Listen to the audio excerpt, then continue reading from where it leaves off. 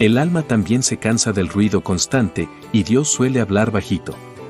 Vivimos rodeados de pantallas, notificaciones, mensajes, voces y prisas. Desde que abrimos los ojos hasta que cerramos el día, todo parece querer nuestra atención. Incluso cuando estamos en casa o en momentos de descanso, seguimos llenos de ruido, televisión encendida, música de fondo, pensamientos corriendo a 1000 por hora. Y sin darnos cuenta, también llenamos de ruido nuestro corazón. No le damos espacio al silencio, a la pausa, al momento sereno donde Dios puede susurrarnos una palabra de sentido o de consuelo. Dios no grita. No se impone. No interrumpe.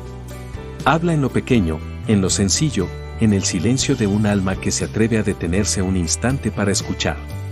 Por eso cuesta tanto escuchar su voz en estos tiempos, porque no sabemos callar por dentro. El silencio verdadero es incómodo al principio. Nos enfrenta con nosotros mismos, con lo que somos, con lo que evitamos pensar. Pero después de esa incomodidad viene la paz. Viene la claridad. Viene Dios.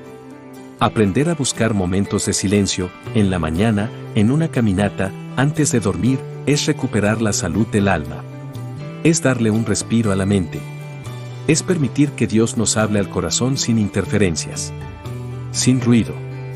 Sin distracciones. Hoy puede ser un buen día para apagar un momento el teléfono, bajar el volumen del mundo y dejar que Dios hable. Quizá diga lo que más necesitas oír. No temas al silencio, ahí habita la verdadera voz de Dios.